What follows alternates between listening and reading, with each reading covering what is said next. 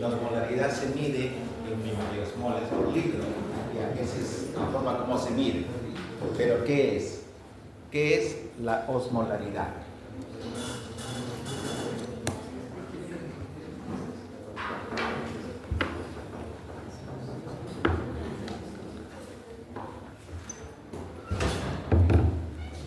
A ver, ¿qué dice Google? A ver, ¿quién me lee? ¿Quién googlea pone osmolaridad?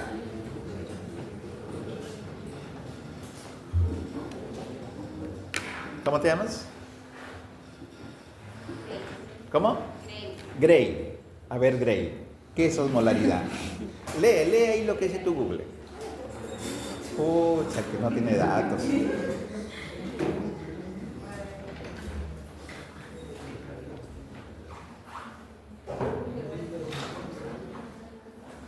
La concentración de partículas. A ver, escuchen acá a su compañero. A ver, lee en voz alta. Dice que es la concentración de partículas disueltas en un líquido. La concentración de partículas disueltas en un litro. ¿Has encontrado, Gray? Ya, entonces, ¿esas partículas qué serían? Solutos. O sea, sería cantidad de solutos disueltos en un medio líquido, que para nuestro caso podría ser agua. Esa concentración, adelante, Anthony. Esa concentración de solutos, su variabilidad es casi, porque están en razón de la misma importancia que la variabilidad del pH. O sea, el pH va entre valor normal del pH en sangre de 7.35 a 7.45. Entonces la osmolaridad también tiene un rango pequeño, que es 298 más o menos 2. Y para algunos 300 miliosmoles por litro más o menos 2. O sea, por ahí está el rango. O sea, el rango no debe de ir adelante por menos de 298 ni más de 302 miliosmoles por litro. Pero cuando hablamos de osmolaridad, nos estamos refiriendo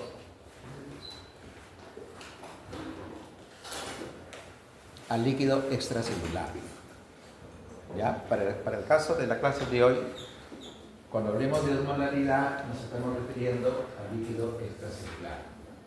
¿Y qué diferencia hay entre osmolaridad y osmolalidad? La osmolaridad se mide en kilogramos y la osmolaridad en litros. Muy bien. Muy bien. Ahora, ¿cuál es el principal ion del líquido extracelular? El sodio. Entonces, prácticamente, la osmolaridad del líquido extracelular está dada por el sodio. ¿Les enseñaron a sacar mil equivalentes? ¿Cuánto es el número atómico del sodio en la tabla periódica? El sodio, 23. ¿Y el cloro? ¿Cuánto? ¿Cuánto es 23? ¿Cuánto es sodio más cloro? En peso atómico.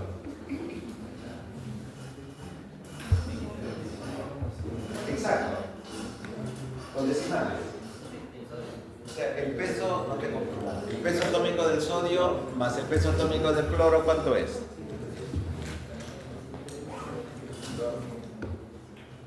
Pero ustedes me dicen.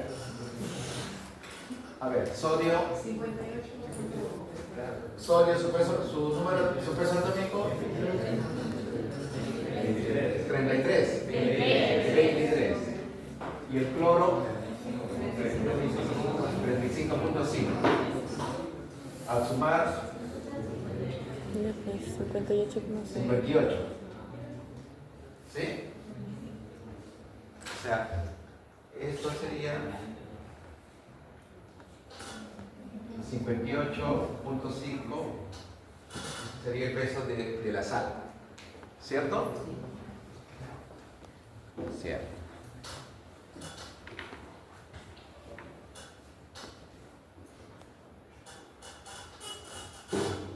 Y el sodio solo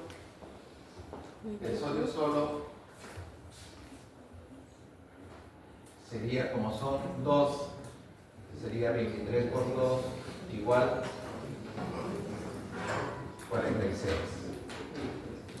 Entonces estamos quedando que el sodio es el principal componente de la osmolaridad, responsable de la osmolaridad del líquido extracelular.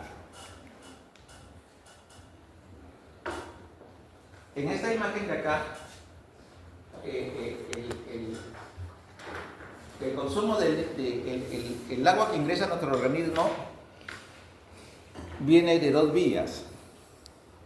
La primera, consumo de líquidos. La segunda, agua metabólica.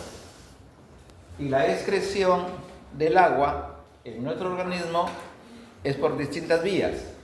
La renal es la última. ¿Cuál es la primera? La primera no en orden de relevancia, sino ¿cuáles conocen? Ya, la sudoración o transpiración. 2, la vía digestiva. 3, ¿cuál? La respiración, muy bien. Y cuarta, la excreción renal. De las 2 primeras, la más importante es el agua que ingerimos. Y de las 4 en las que se elimina, lo más importante es la excreción renal.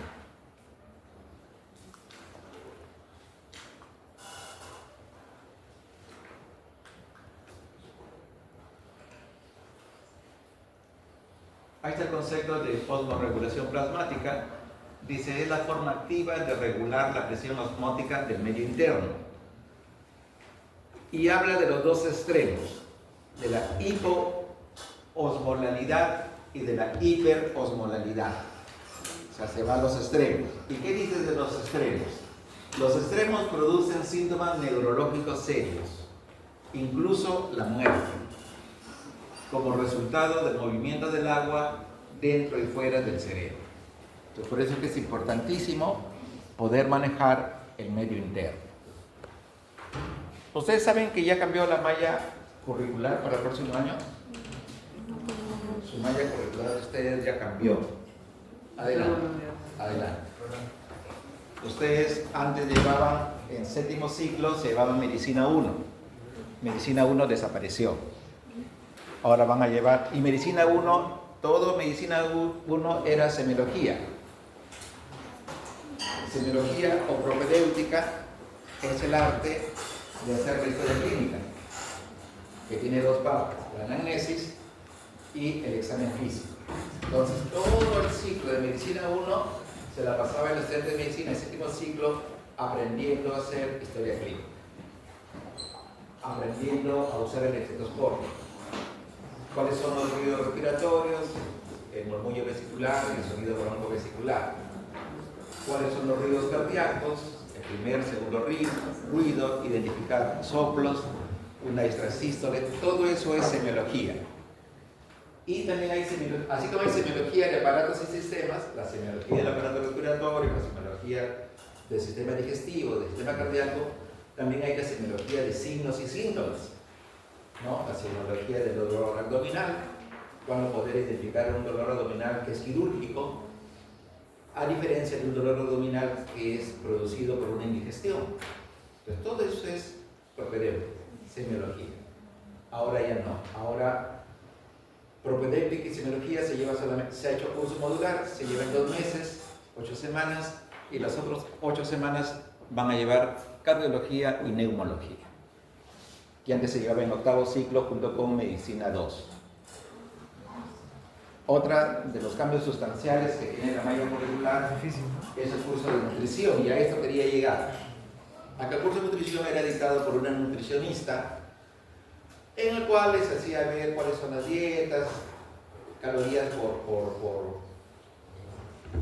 carbohidratos, ácidos grasos, proteínas, cuánto de agua se debe consumir.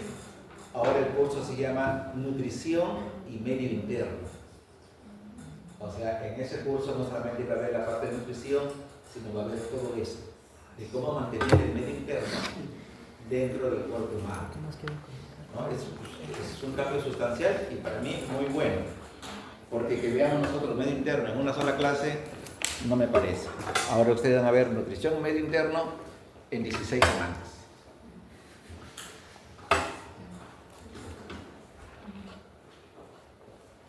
Dejó el curso de gestión de servicios de salud, dejó de ser electivo para ser curso ya de carrera, de línea.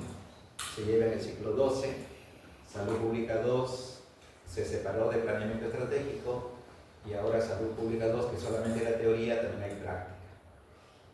Entonces la malla curricular ha cambiado sustancialmente.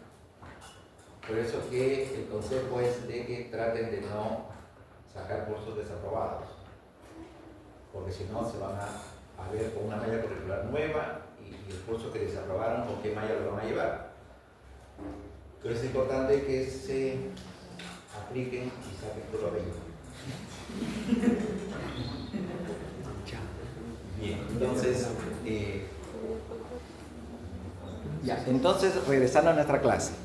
Habíamos quedado que los extremos, la hiposmolalidad y la hiperosmolalidad, puede llegar a causar signos neurológicos en el paciente e incluso puede llevarlo a la muerte por los cambios de agua o de concentración de solutos, específicamente en el medio interno y de una manera especial en el cerebro.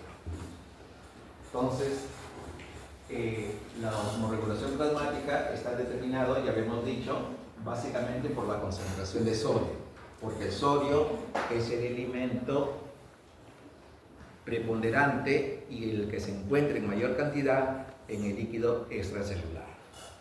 Y la regulación de esta concentración de sodio se da por osmorreceptores del hipotálamo mediante la hormona antidiurética y la seta.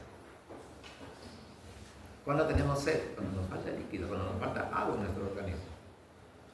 ¿Por qué tenemos sed cuando jugamos un partido de fútbol, un partido de voleibol, hacemos una caminata larga? Porque hemos perdido agua en la transpiración. Entonces hay que reponer esa agua y viene la sed. Y si no ingerimos agua, ya vamos a ir más adelante, que los riñones se van a encargar de tratar de que disminuya entonces el volumen urinario para que esa falta de agua que no hemos podido consumir no se vea o no altere nuestro medio interno.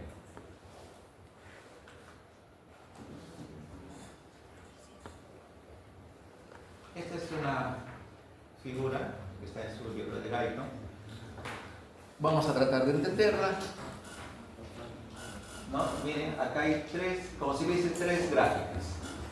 La osmolaridad en miliosmoles, el flujo de orina en mililitros por minuto y la excreción de solutos en la orina medido en miliosmoles por litro. Entonces, acá en esta línea punteada está la osmolaridad del plasma, que corresponde a ¿cuánto? A 300, ¿no? 300 miliosmoles por litro. Pero en la figura se dice de que el paciente, este individuo, tomó 1 litro de agua. Ese litro de agua obviamente cambió la osmolaridad del medio interno. Ingresó 1 litro de agua. Y ese litro de agua diluyó los solutos que había en mi medio interno y por eso que la osmolaridad disminuyó. Miren, ha disminuido casi a 50 miliosmoles por litro. O sea, cuando hay más líquidos en nuestro medio interno, los solutos van a estar, podríamos decir la palabra, diluidos, y eso va a hacer que la osmolaridad disminuya.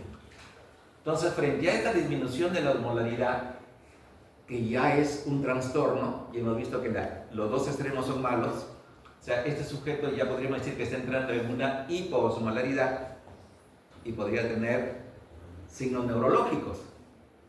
Pero nosotros no lo vamos a percibir porque el flujo de orina va a aumentar. O sea, tomé 1000 litros de agua, pero lo voy a eliminar 1000 litros de agua. Y miren, lo gracioso o lo sustancial de todo esto es que disminuyó la osmolaridad, aumentó mi flujo de orina, pero mi osmolaridad de plasma sigue siendo la misma. Se trata de seguir siendo la misma gracias a esto, a que aumentó mi flujo urinario. Pero solamente en este flujo urinario, ¿yo qué voto? Con esta ingesta de litros de agua, básicamente voto agua. Y los solutos que voto van a ser los mismos a que si no hubiera tomado agua. O sea, esa es la magnificidad de nuestro sistema renal, de la fisiología del sistema renal. De que la concentración o la excreción de solutos, miren acá, a pesar que aumentó la ingesta de líquidos, a pesar que aumentó el flujo de orina, la excreción de solutos se va a mantener constante.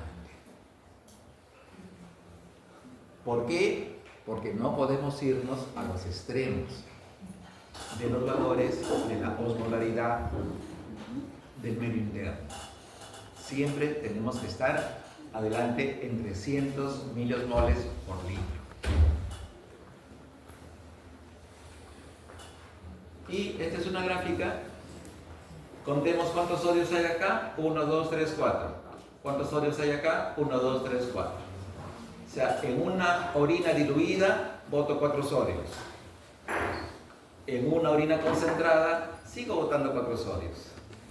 Por eso es que mi concentración de solutos se mantiene, siempre es la misma. Lo único que se ha hecho para mantener la homeostasia del medio interno es aumentar la cantidad de agua que se está eliminando. O sea, la diferencia entre una orina diluida y una orina concentrada, la diferencia no está en los solutos que se eliminan, sino está en la cantidad de agua que se elimina.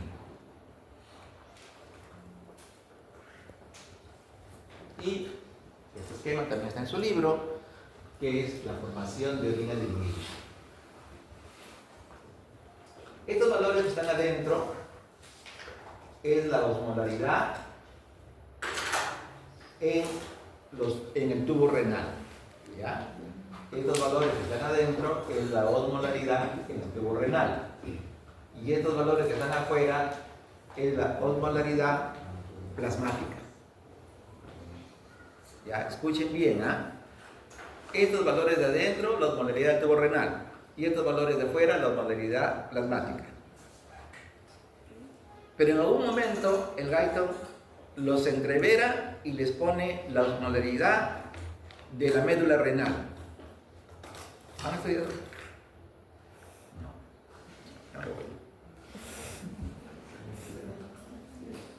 Cuando hablan de osmolaridad del medio renal, no está hablando ni de la osmolaridad del tubo, ni de la osmolaridad del plasma. ¿Ya? Por eso que vamos a ver un dato que tal vez, si es que han estudiado, les ha llamado la atención. Dice, entonces, acá está el glomérulo, se filtró la sangre y este es el filtrado glomerular, lo que cae al tubo y viene todo el proceso que vimos en la clase anterior, de reabsorción, de secreción y de excreción. Entonces dice acá, el filtrado glomerular recién formado, es el que está acá en el túbulo contorneado proximal, tiene una concentración, mire, 300 miliosmoles, igual a la del plasma, 300 miliosmoles. O sea, en el túbulo contorneado proximal, pregunta de examen, ¿cómo está la concentración? En los dos está igual, tanto en el túbulo renal como en el plasma. En el túbulo proximal hay absorción de agua y solutos. ¿Cómo se llama este proceso de pasaje del agua del tubo hacia los microcapilares tubulares? Se llama, ¿cómo? Dilo, fuerte, grítalo. Ósmosis. Está muy bien, ósmosis. Entonces, transporte activo o transporte pasivo. Pasivo. Entonces, pasa el agua, hay absorción de agua y solutos, y hay pequeños cambios de la osmolaridad. Podríamos decir que a pesar de estos cambios, seguimos teniendo una osmolaridad isoosmótica. Están igual, 400, 400, 600, 600.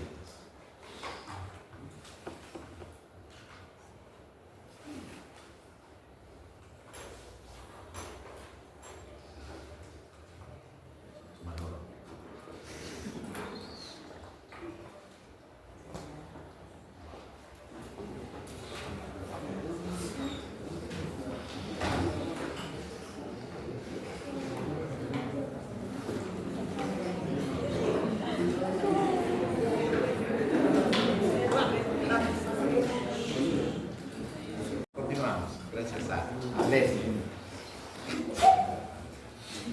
Con respecto a la regulación de la osmolaridad, habíamos visto de que el riñón era uno de los principales elementos en esta regulación. El riñón hace esta regulación bajo 4 mecanismos: formación de orina diluida, formación de orina concentrada. Ya habíamos establecido, dependiendo el volumen de agua que tengan en el medio interno, concentración de sodio y osmolaridad del líquido extracelular, y a través del mecanismo de sed y apetito por sal. ¿Esto se puede quitar? Ya, entonces, ya hemos establecido también en la diapositiva que seguía que los solutos siguen siendo los mismos, pero el volumen es lo único que varía, ¿no? La capacidad de variar el volumen urinario es un principio del riñón que tiene la capacidad de variar el volumen urinario sin cambios en la concentración de solutos. Y de acá venía esta diapositiva, la siguiente.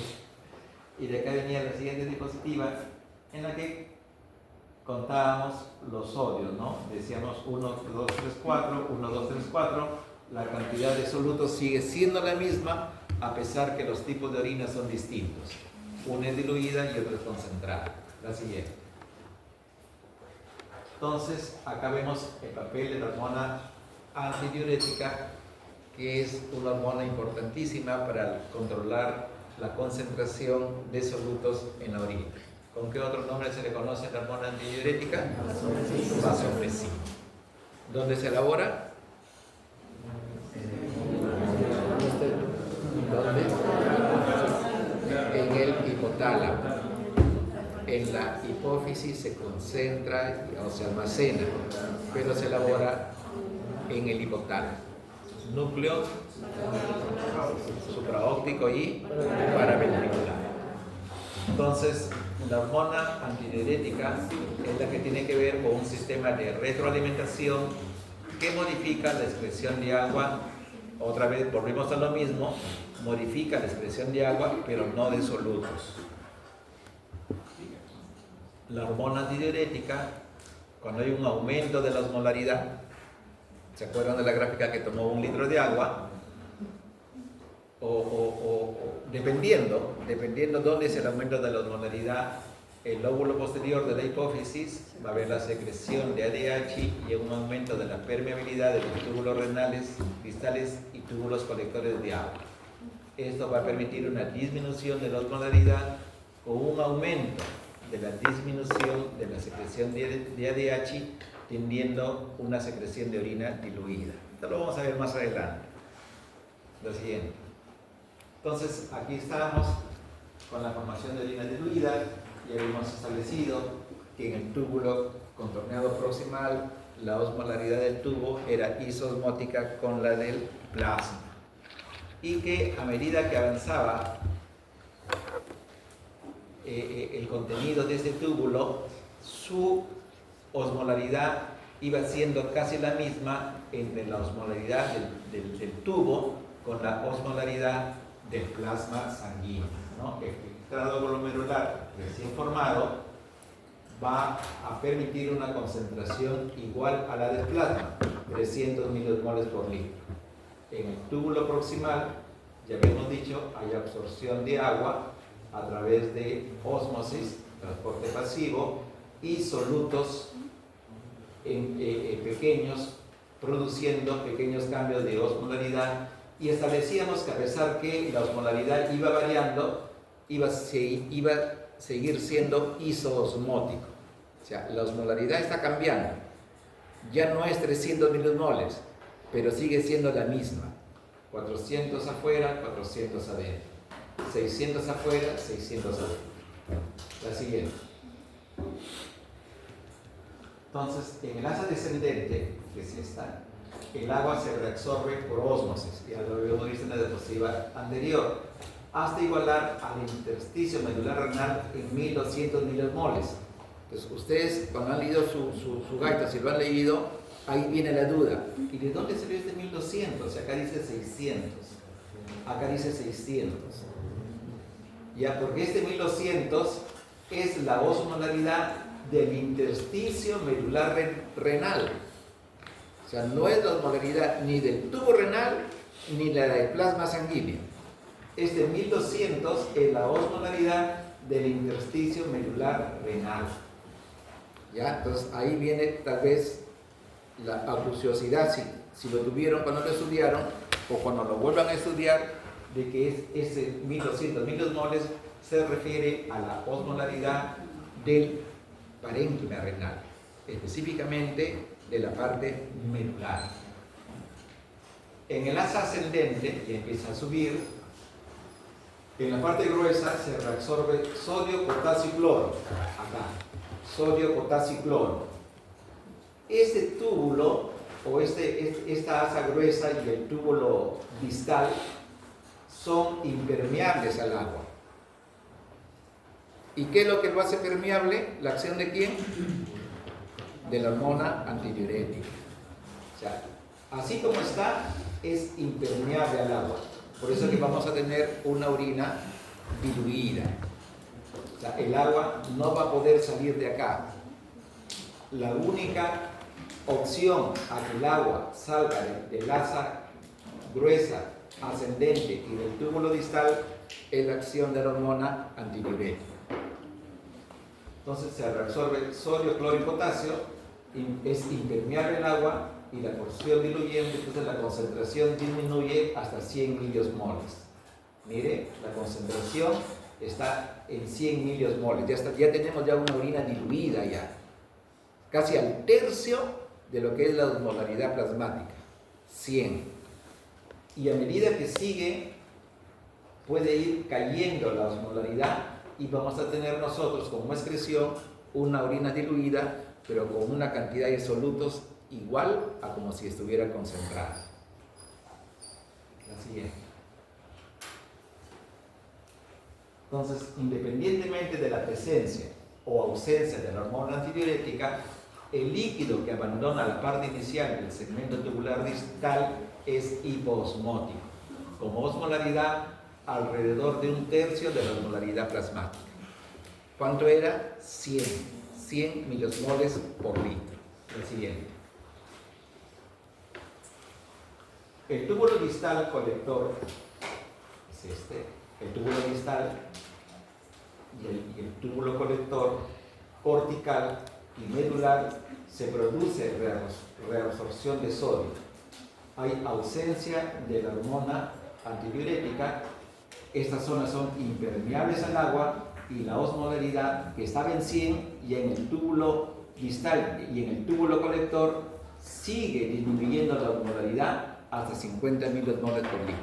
O sea, es una orina muy diluida. No hay acción de la hormona antidiurética. No hay ninguna acción. Hay un aumento de volumen, entonces hay que diluir esa orina para tratar de mantener la concentración plasmática y el medio interno en 300 milimoles por litro.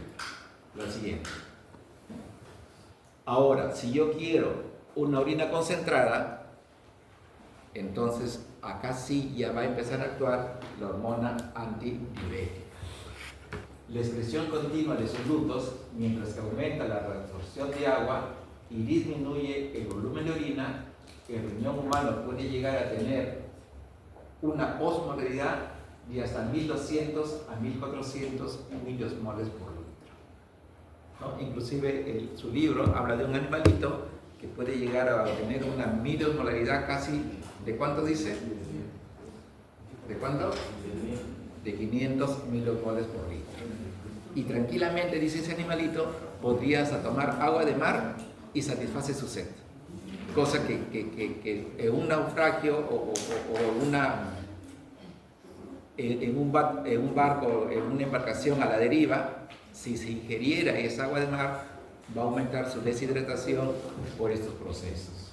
La siguiente. Entonces, esta es una diapositiva, volumen urinario obligatorio, y pone un ejemplo de una persona que tiene 70 kilogramos y que excreta 600 milimoles a excretar. La capacidad máxima de concentración de orina debería de estar en 1200 milimoles por litro para que pueda llegar a excretar los 600 milimoles por litro. La siguiente. Requisitos para la excreción de orina concentrada. ¿Qué necesita o qué da el cuerpo para que la orina que salga sea concentrada? Entonces, lo que se necesita es que haya en el plasma un nivel elevado de hormona antidiurética. Esto va a permitir el incremento de la permeabilidad de los túbulos distales y túbulos colectores. O sea, fisiológicamente, el túbulo distal y los túbulos conpermeados son impermeables al agua, no botan agua. Se cambia o se modifica su accionar en presencia de la hormona antidiurética. La osmolaridad elevada del líquido intersticial medular y el gradiente osmótico es un requisito para que se eleve la concentración de hormona antidiurética en plasma. La siguiente. Entonces, principales factores que contribuyen al incremento de la concentración, o sea, la inversa de cuando veíamos orina diluida. Transporte activo de iones, sodio y cotransporte de potasio y cloro desde el asa descendente al intersticio medular. Otro, transporte activo de iones desde los túbulos colectores al intersticio. Otra, difusión pasiva de urea desde los túbulos hacia el intersticio. Todo esto está contribuyendo al incremento de la concentración y la difusión de pequeñas cantidades de agua al intersticio medular menor que la reabsorción de solutos hacia el mismo. La siguiente. Ahora vamos a ver la función del túbulo distal y de los conductos colectores en la excreción de una orina concentrada. ¿No? Más de lo mismo. Entonces, vean ustedes acá que la miliosmolaridad estaba en 100, pero acá sube a 300, sube a 600 y sube a 1200. ¿Qué es lo que está pasando? Está saliendo agua, cloro y urea. Dice, la formación de una orina concentrada, cuando las concentraciones de hormona antidiurética son altas, obsérvese que el líquido que deja el asa de Henle, está dejando el asa de Henle, está diluido, pero se concentra a medida que se absorbe el agua en los túbulos distales. Está haciendo su acción de hormona antidiurética. Está absorbiéndose agua, está saliendo agua del túbulo colector. Con concentraciones altas de hormona antidiurética, la osmolaridad de la orina es aproximadamente la misma que la osmolaridad del intersticio, 1200. Del intersticio medular renal en la papila renal, que de unos 1200 milimoles por litro. Los valores numéricos corresponden a milimoles por litro, ¿no? Entonces acá tenemos una orina concentrada por acción de la hormona antidiurética. Estamos reteniendo líquido, se está eliminando la misma concentración de solutos, pero como hay poco líquido, obviamente que la cantidad de solutos por litro o los milimoles de solutos por litro van a estar en valores altos. El agua reabsorbida sale por los vasos rectos hacia la sangre venosa. Cuando hay concentración elevada de hormona antidiurética, los conductos colectores se hacen permeables al agua. Vuelvo a repetir, cuando hay concentración elevada de hormona antidiurética, los conductos colectores se hacen permeables al agua. De manera que el líquido, al final de los conductos colectores, tiene prácticamente la misma osmolaridad que la del líquido intersticial de la médula renal. No estamos hablando de osmolaridad en el plasma sanguíneo, estamos hablando de osmolaridad en el intersticio de la médula renal. Porque si nosotros creyéramos que esta osmolaridad es la del plasma sanguíneo, ya estamos muertos. Porque nuestra osmolaridad del plasma sanguíneo debe de estar alrededor de 300 micromoles por litro. O sea, lo único que estamos haciendo acá es que alta concentración de hormona antidiurética salga para que trate de retener el agua que nos está faltando y la cantidad de solutos en milimoles por litro sea semejante a la del líquido intersticial de la médula renal. La siguiente. Ahora, no solamente el sodio contribuye a establecer si la orina está diluida o está concentrada.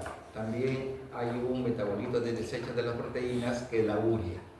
Entonces la urea contribuye a la hiperosmolaridad del intersticio medular renal y a la formación de una orina concentrada.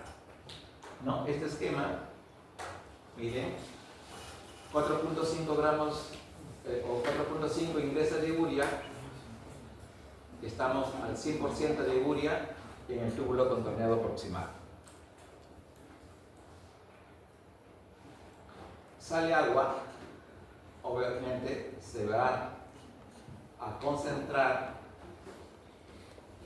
en la solución que saca y esa urea aparentemente va a parecer que está en el 50%. Continúa su curso, miren la urea, pero acá hay un fenómeno de que esta urea pasa al intersticio renal y vuelve al túbulo. Miren la urea. Acá ya estaba para que salga en la orina, pero se vacía al intersticio y del intersticio vuelve a regresar al asa de Henle. Por eso que establece que la urea, al hacer este fenómeno de reciclaje, lo único que se queda o se elimina es el 20% de urea. Vamos a leer. Una persona sana suele tratar entre un 20 y 50% de la carga de urea filtrada. ¿Por qué solamente voy un 20%? Por este mecanismo de acá. Por este mecanismo de que por cotransporte, esta urea regresa de una parte del túbulo colector al túbulo renal. Ese cotransporte evita que toda la urea se esté eliminando. Y tenemos tres tipos de cotransportadores de urea: el UTA1, el UTA2 y el UTA3. El A1 y el A3 están en túbulo colector y el UTA2 está en el asa de Henle.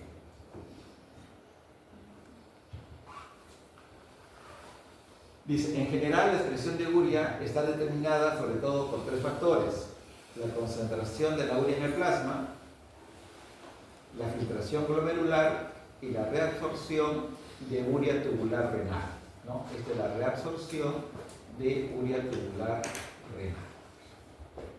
Lo siguiente. Este es el sistema de retroalimentación para la liberación de hormona antidiurética. Se establece que el sistema de retroalimentación es a través de osmoreceptores. Entonces, hay una deficiencia de agua, entonces tengo poca agua en mi organismo, entonces por mecanismos homeostáticos yo debo de evitar o disminuir, eliminar esos pocos líquidos que yo tengo en mi cuerpo. Entonces, ante eso, ¿quién capta eso? Los osmoreceptores. Los osmoreceptores son los que van a captar esa deficiencia de agua que tengo en mi cuerpo. Estos osmoreceptores detectan ese cambio cuando la osmolaridad extracelular está aumentada. Entonces, hay una secreción de ADH por la hipófisis posterior. Dice secreción, no dice síntesis. Hay una secreción de ADH en la hipófisis posterior. ¿Esto qué va a permitir? Que aumente la hormona antidiurética en el plasma. ¿Y esto qué va a hacer? Va a cambiar la fisiología natural del túbulo distal y del túbulo colector, que son impermeables al agua. Gracias a la hormona antidiurética va a permitir que estas partes, el túbulo distal y el conducto colector, aumente su permeabilidad al agua. Aumenta la absorción de agua y vamos a tener poca agua excretada, lo que concluimos en una orina diluida o concentrada. Concentrada. La siguiente.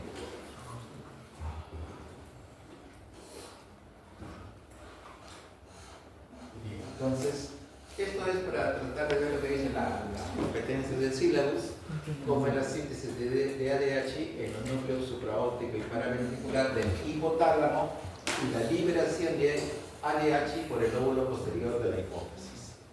O sea, la hormona vasopresina se sintetiza en el hipotálamo, en dos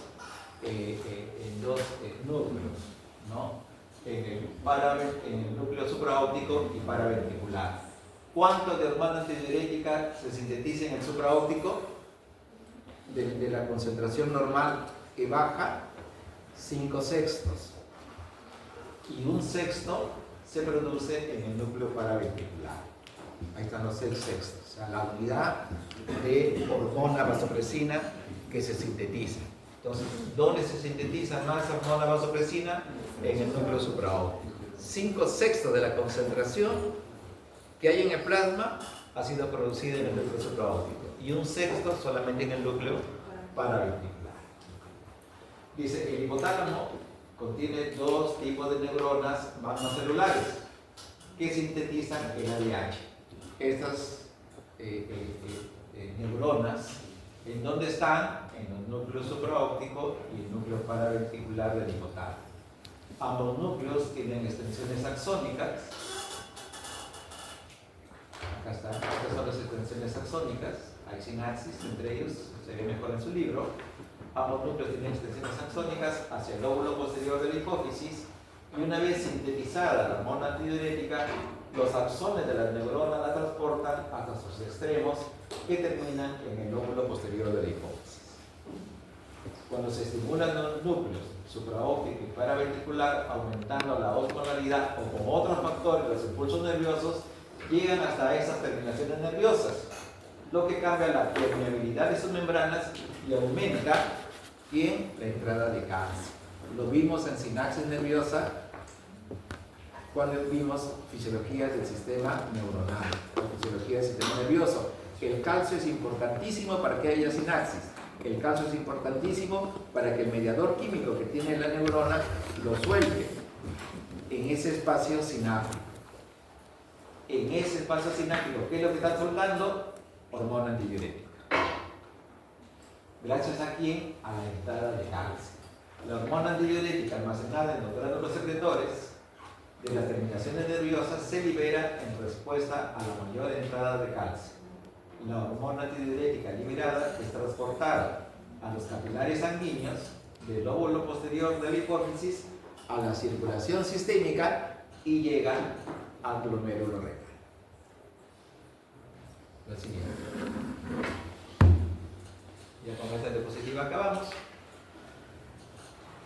¿Qué regula o qué aumenta el ADH y qué reduce el ADH con respecto a la secreción de ADH? Y acá, ¿qué es lo que aumenta la C y qué es lo que reduce la C? ¿Ya? Este cuadrito, lo aprenden de memoria, porque ya casi me hago